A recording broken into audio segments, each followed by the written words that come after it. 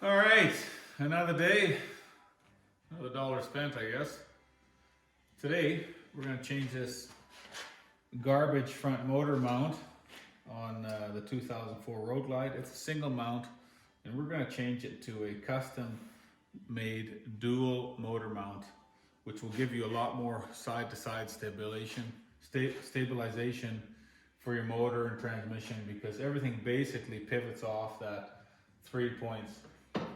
You got a point on the left side and the right side here for your swing arm and your tranny, and then on the front of the motor mount. So by changing that, it's gonna have a lot better handling in the corners. This is the kit, and this is custom made by Big Bear Performance. So hit us up if you need one. We order stuff from Big Bear all the time. This is your front motor mount that bolts to your motor. This is your new plate where your voltage regulator normally sat. You got your rubbers that sit on here, and the mounts that connect the rubbers to the bottom plate. Comes complete with all your hardware. The thing we're gonna do is take a little bit of brake cleaner, just rinse off this area, because we're gonna be pulling the oil filter off and the oil lines. So while we pull those lines off, we don't want any crap getting in anything. Oil filter popped off. This particular setup, we're gonna cut these clamps off these hoses. They're a crimp clamp. I'm gonna pull these rubber hoses off and tape the ends so we don't get any dirt in this oil cooler. And we're gonna put some rubber caps on the nipples on the oil filter adapter from Jag. Keep the dirt out of there as well. I'm going to reach down with the 7/16 socket, take the little nuts off, the studs for our voltage regulator and our oil cooler. Now we're going to take this front motor mount adjusting rod out, 2 9/16 head bolts. Get a jack underneath your motor. Just put a little bit of tension lifting up on it. You've got some tension on your engine going up. Take your center bolt out, 9/16 on top, 11/16 on the bottom. 2 bolts out of your main mount into the motor. We definitely will not be using that again. This right here is your old motor mount. Like I said, it's going to be garbage. Then you take your front engine mount off the frame, clean that all up. Then you're going to take a hammer and carefully pound these 2 studs out. We're not going to be using those again. We're going to be mounting is this main bracket. It's symmetrical both ways, so put it in. Comes with all the hardware. On the bottom you're going to put a washer and a nut. The nut is called a nylock nut. Has a little nylon ring in it so it will not vibrate loose. All the hardware is stainless steel, so nothing is going to rust on you.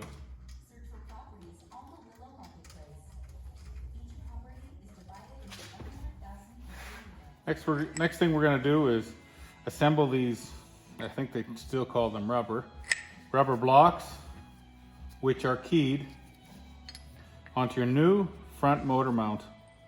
Obviously you're going to put red Loctite on there a lot and torque that down. We have this piece assembled.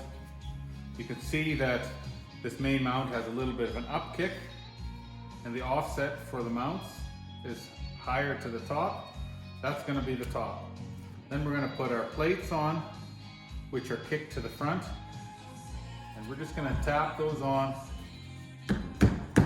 with a rubber hammer so we don't wreck the paint. Your main mount is going to look like assembled. Now we're going to take it over to the bike, get our angles right, and then we're going to take that bottom plate out again and assemble everything on the bench and slide it in as one piece. Then you're going to take your 4 gold colored grade 8 bolts, a stainless lock washer and a stainless washer, and I'm just going to put some red Loctite on them. Going to run them through these holes into your mount. Put all 4 in before you tighten them up. Now we're going to slide this entire mount back in. We're going to put our little stainless Allen keys in the sides where our voltage regulator was originally mounted, and we're also going to put our new grade 8 hardware with a lock washer, and some red Loctite into the bottom. Make sure you put your link back in. You're gonna have to add a spacer, which, whatever, no big deal. This is for doing your wheel alignment. Once we get the rest of this bike back together, we're gonna have to redo our wheel alignment anyways, but we've got that spacer in there with the new hardware, and we got our adjustment tight for now. Like I said, we'll do our wheel alignment again later once the bike's together.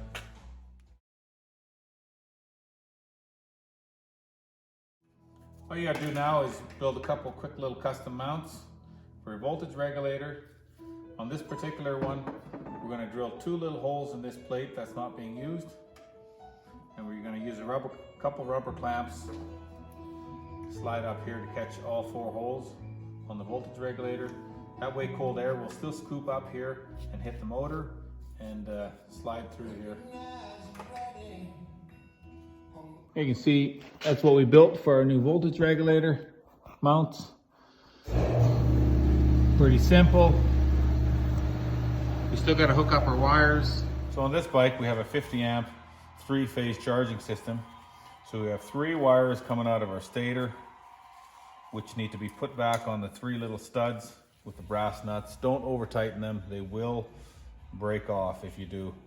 And then from the voltage regulator to the circuit breaker, you have a ground and you have a power. Well, it's lunchtime here now, so after lunch we're going to take these running boards off, these TTX 30 rear shocks from Ohlins, and we're going to pull this old swing arm off, replace it with a new one, and the new pivot bearings as well.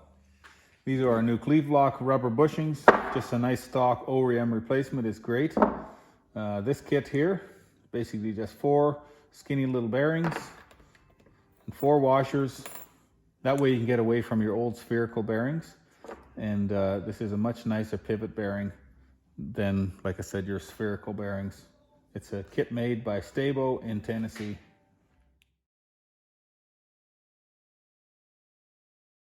All right, lunch is over. First thing we're gonna do is pull these chrome caps off the swing arm pivots, pull the floorboards off, and disconnect the shocks. Before you pull your swing arm cleave blocks off here on the left and right side, run a strap underneath your primary, underneath your tranny, but between the frame, and lift up on the backbone so that you got something holding it up in the 5/8 socket. Pull these 2 bolts out.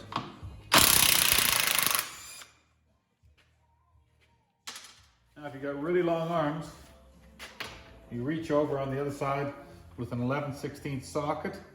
You got to hold this pivot bolt and spin the nuts off both sides or one side. Each side will have a spacer with a shoulder and a nut. And then you can pull your rubber block out of there. You can lightly push your axle or your pivot shaft through and pull your swing arm out. And once you've got your plastic clip off for your brake line, you just pop your swing arm right out. And that's that for the old one. All right, so now we got our freshly powder coated swing arm on our nice soft rag here, supported by a block of wood. Then you're gonna take these bearings and pound them in there. Make sure that when you have a socket, you're pushing on the outside edge of your bearing, not the inside. If you push on the inside, you might push it out and wreck it. The bearing is not designed for a side load, so you always want to push on the outer race when you're putting them in. We'll flip it over and do all 4 bearings first. Now you want to take a socket and support the inner race of your bearing. And then what we're going to do with this Sta-bo kit is take your original inner spacer, put 2 washers on there that came in the kit, and lightly tap that in on the inside on both sides. Belt guard back on with your 2 3/8 screws, and now your swing arm's ready to go back on. You want to take your original spacers, slide them back into your swing arm on both sides, put a little anti-seize on your shaft where it pivots, and slide that back in there. See, your rubber cleave blocks have a little key in here, so you slide them on and make sure you line them up with the steel retaining plates. Go on like this. Pretty simple. Put your spacers back on before your nut. Make sure the shoulder goes towards the pivot shaft because it fits over top of it. Nuts back on with some red Loctite. It's just a thing. Once you know for sure your spaces for your shoulders are set over your pivot, bolt properly, and you've got your nuts tightened up. Tighten up your retaining plates, cleat block plates, I'm not sure what they're called. And then when you're done, put a little chrome cap on. And then you're done with your pivots. Now you can go ahead and put your floorboards back on. And then we're going to hang our shocks. When you install your shocks, it's really important that your shocks are running straight. If you don't mount them straight, up and down, then you're going to have premature shock wear. So you want to measure across your shock mounts. On the bottom of this one here, we're at 11.5, and at the top, we're at 11.25. So to make our shocks run straight, we want to add a 1/4 inch spacer to our top. Very important. Once you've got your shocks mounted, you want to measure across one more time and make sure that everything looks good. And if you've got everything within a 1/16 or so, then tighten up your bolts. Make sure you have a little red Loctite on them, and then we're done with our swing arm.